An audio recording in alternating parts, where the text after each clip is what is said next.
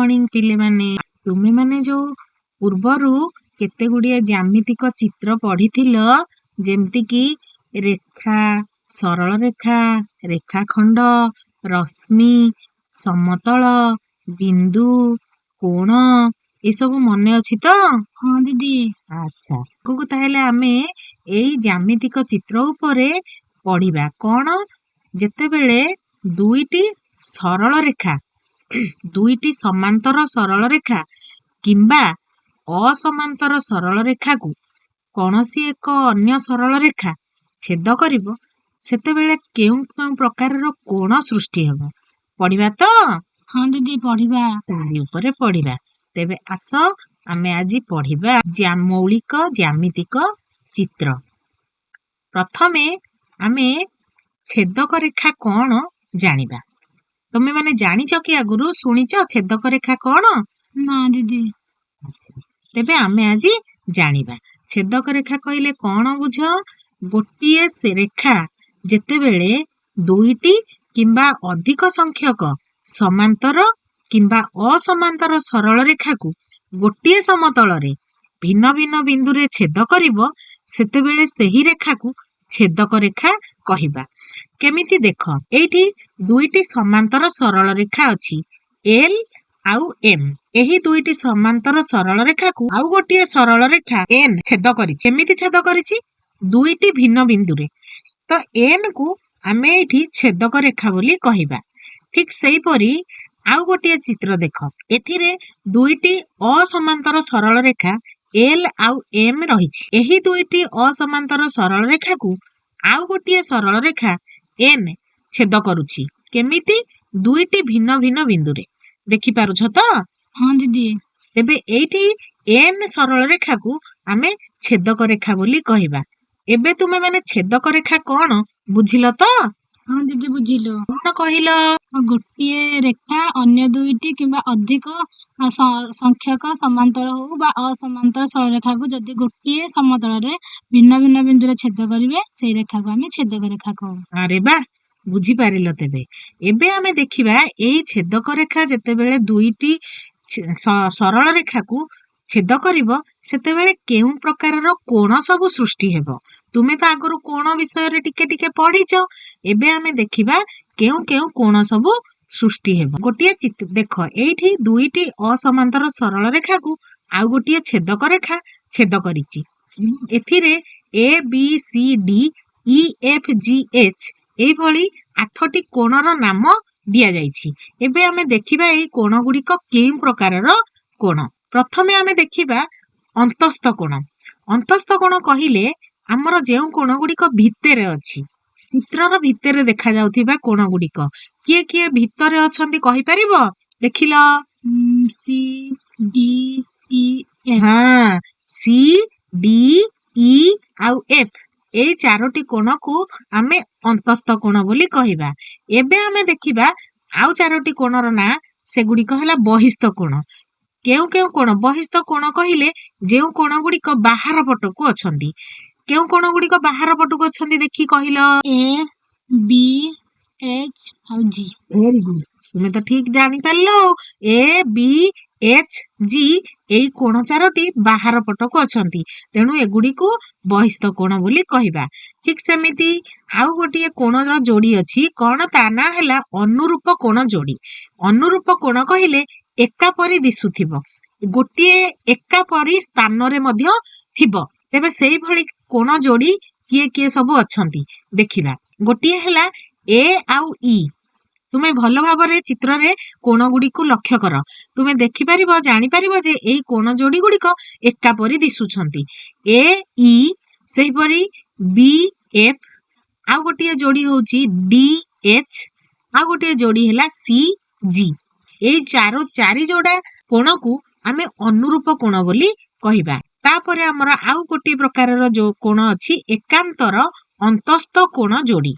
एकांतर एवं अंतस्थ भितरे थिबे एवं विपरीत दिग को रहिथिबे। एकांतर कोण कहिले आमे आगुरु जानिचे टिके टिके तुमे पढ़िथिबो एकांतर जो कोण कहिले आमे विपरीत दिग को रहिथिबो। तो एकांतर अंतस्थ कोण जोड़ी किए किए कहि परिबो कि देख ଡି ଏଫ୍ ଅନ୍ତସ୍ଥ ଭିତରେ ରହିଛନ୍ତି ଏବଂ ବିପରୀତ ପଟରେ ମଧ୍ୟ ରହିଛନ୍ତି ଡି ଆଉ ଏଫ୍। ଠିକ ସେହିପରି ସି ଓ ଇ ଏଇ ଯୋଡା କୋଣ ଯୋଡା ଦିଟା ମଧ୍ୟ ଏକାନ୍ତର ଅନ୍ତସ୍ଥ କୋଣ ଯୋଡା ଅଟନ୍ତି। ଆଉ ଗୋଟିଏ ପ୍ରକାରର କୋଣ ଅଛି ଏକାନ୍ତର ବହିସ୍ଥ କୋଣ ଯୋଡି। ବାହାର ପଟକୁ ଥିବେ ଏବଂ ବିପରୀତ ପଟରେ ଥିବେ। ସେଇଭଳିଆ କୋଣ ଯୋଡି କିଏ କିଏ କହିପାରିବ? ଏ ସହିତ ଏ ବାହାର ପଟରେ ଅଛି, ତେବେ ଏ ସହିତ ବିପରୀତ ଦିଗରେ ବାହାର ପଟରେ କିଏ ଅଛି? ଜି। Very good. ତାହେଲେ ଏ ଜି ହଉଛନ୍ତି ଏକାନ୍ତର ବହିସ୍ଥ କୋଣ ଯୋଡି। ସେଇଭଳି ବି ସହିତ କିଏ ଅଛି? ଏଚ୍। ତେଣୁ ଏ ଜି ଏବଂ ବି ଏଚ୍ ଏଇ କୋଣ ଯୋଡି ଦୁଇଟି ହେଉଛନ୍ତି ଏକାନ୍ତର ବହିସ୍ଥ କୋଣ ଯୋଡି। ଆଉ ଗୋଟିଏ ଯୋଡି ଅଛି ଏକ ପାର୍ଶ୍ୱସ୍ଥ ଅନ୍ତସ୍ଥ କୋଣ ଯୋଡି। ଗୋଟିଏ ପାଖରେ ଥିବେ ଏବଂ ଭିତର ପଟେ ଥିବେ। ଚିନ୍ତା କଲ ଦେଖି ସେଇଭଳି କୋଣ କିଏ ଅଛନ୍ତି? ଗୋଟିଏ ପଟରେ ଥିବେ, ଗୋଟିଏ ସାଇଡରେ, ଆଉ ଭିତର ପଟେ। କହିଲ ଦେଖି। ଡି ଇ ହଁ, ଆଉ ଗୋଟେ ସି ଏଫ୍। Very good. ଦେଖିବା, ହଁ ପୁରା ତ ଠିକ କହିଛ। ଡି ଇ ଆଉ ଗୋଟେ ହେଲା ସି ଏଫ୍। ତ ଏଇ କୋଣ ଯୋଡା ଦୁଇଟିକୁ ଆମେ ଏକ ପାର୍ଶ୍ୱସ୍ଥ ଅନ୍ତସ୍ଥ କୋଣ ଯୋଡି ବୋଲି କହିବା। ଏବେ ଆମେ କେତେ ପ୍ରକାରର କୋଣ ବିଷୟରେ ପଢିଲେ? ନା ଅନ୍ତସ୍ଥ କୋଣ, ବହିସ୍ଥ କୋଣ, ଅନୁରୂପ କୋଣ ଯୋଡି, ଏକାନ୍ତର ଅନ୍ତସ୍ଥ କୋଣ ଯୋଡି, ଏକାନ୍ତର ବହିସ୍ଥ କୋଣ ଯୋଡି, ଆଉ ଗୋଟିଏ ହେଲା ଏକ ପାର୍ଶ୍ୱସ୍ଥ ଅନ୍ତସ୍ଥ କୋଣ ଯୋଡି। ଆଚ୍ଛା, ଏବେ ଆମେ ଦେଖ ପିଲେମାନେ, ଗୋଟିଏ ଚିତ୍ର ଦେଇଛି। ଏଇଥିରେ ଦୁଇଟି ଅସମାନ୍ତର ସରଳ ରେଖାକୁ ଆଉ ଗୋଟିଏ ସରଳ ରେଖା ଛେଦ କରିଛି। ତେଣୁ ଏଠାରେ ଯୋଉ କୋଣ ଗୁଡିକୁ ନାମକରଣ କରାଯାଇଛି ସେଥିରେ ଲକ୍ଷ୍ୟ କଲ ଏ ଏବଂ ଇ କେଉଁ ପ୍ରକାରର କୋଣ ଅଟନ୍ତି? ଭଲ ଭାବରେ ଲକ୍ଷ୍ୟ କର। ଏ ଏବଂ ଇ ଦେଖ, ତୁମ ପାଖରେ 4ଟି ଉତ୍ତର ଅଛି। ସେଇଥିରୁ ଠିକ ଉତ୍ତରଟି କୋଉଠି ବାଛିକି କୁହ। ଏକାନ୍ତର କୋଣ, ନା ଅନୁରୂପ କୋଣ, ନା ଅନ୍ତସ୍ଥ କୋଣ, ନା ପ୍ରତୀପ କୋଣ? ଦିଦି ଅନୁରୂପ କୋଣ। ଏ ଏବଂ ଇ ଅନୁରୂପ କୋଣ ତୁମେ କହୁଛ। ଦେଖିବା ଠିକଟା କଣ? ଭେରି ଗୁଡ, ଅନୁରୂପ କୋଣ। ତାପରେ ଏବେ ଆଉ ଗୋଟିଏ ଦେଖିବା। ଏଇ ଚିତ୍ରଟିରେ ଏ ଏବଂ ଜି କେଉଁ ପ୍ରକାରର କୋଣ ଅଟନ୍ତି? ଏ ଜି ଠିକ ଭାବରେ କୋଣ ଦୁଇଟିକୁ ଲକ୍ଷ୍ୟ କର।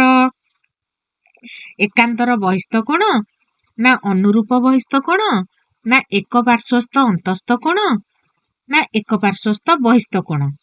ଏ ଏବଂ ଜି ଏକାନ୍ତର ବହିସ୍ଥ କୋଣ। ଏକାନ୍ତର ବହିସ୍ଥ କୋଣ ବୋଲି ତୁମେ କହୁଛ। ଅର୍ଥାତ୍ ବିପରୀତ ପଟେ ଅଛନ୍ତି ଏବଂ ବାହାର ପଟେ ମଧ୍ୟ ଅଛନ୍ତି। ଦେଖିବା ଉତ୍ତରଟି। ହଁ ତ, ପୁରା ଠିକ ଅଛି। ତମେ ତାହେଲେ ଠିକ ବୁଝିଛ। ଏବେ ଦେଖିବା ଆଉ ଗୋଟିଏ। ଏଇ ଚିତ୍ରଟିରେ ସି ଡି ଇ ଏଫ୍ କେଉଁ ପ୍ରକାରର କୋଣ ଅଟନ୍ତି କହିବ। ସି ଡି ଇ ଏଫ୍ କୁ ଦେଖ। ଅନୁରୂପ କୋଣ, ନା ଏକାନ୍ତର କୋଣ, ନା ଅନ୍ତସ୍ଥ କୋଣ, ନା ବହିସ୍ଥ କୋଣ? ଏଟା ହବ ଅନ୍ତସ୍ଥ କୋଣ। ଅନ୍ତସ୍ଥ କୋଣ, ଭିତରେ ଅଛନ୍ତି ନାଇଁ କି? ଦେଖିବା, ଠିକ ଅଛି, ପୁରା ଠିକ। ଏବେ ଦେଖିବା ଆଉ ଗୋଟିଏ ଚିତ୍ରରେ ଡି ଏବଂ ଇ କେଉଁ ପ୍ରକାରର କୋଣ ଅଟନ୍ତି କହିଲ ଦେଖି। ଡି ଏବଂ ଇ ଦେଖିବା କଣ କଣ ରହିଛି। ଏକାନ୍ତର ଅନ୍ତସ୍ଥ କୋଣ, ଏକାନ୍ତର ବହିସ୍ଥ କୋଣ, ଅନୁରୂପ ବହିସ୍ଥ କୋଣ, ଏକ ପାର୍ଶ୍ୱସ୍ଥ ବହିସ୍ଥ କୋଣ ଏବଂ ଏକ ପାର୍ଶ୍ୱସ୍ଥ ଅନ୍ତସ୍ଥ କୋଣ। ତୁମ ପାଖରେ 4ଟି ଉତ୍ତର ଅଛି। ଏଇଥିରୁ ଠିକ ଉତ୍ତରଟି କୋଉଟା ହବ କହିଲ? ଏକ ପାର୍ଶ୍ୱସ୍ଥ ଅନ୍ତସ୍ଥ କୋଣ। ଡି ଏବଂ ଇ ଗୋଟିଏ ପାଖରେ ଅଛନ୍ତି ଏବଂ ଭିତର ପଟକୁ ଅଛନ୍ତି। ତାହେଲେ କହୁଛ ଯେ ଏକ ପାର୍ଶ୍ୱସ୍ଥ ଅନ୍ତସ୍ଥ କୋଣ ହେବ ବୋଲି। ଦେଖିବା, ଠିକ ଅଛି, ପୁରା ଉତ୍ତର ଠିକ କହିଛ। ଏବେ ଆଉ ଗୋଟିଏ ଦେଖିବା। ଏଇ ଚିତ୍ରଟିରେ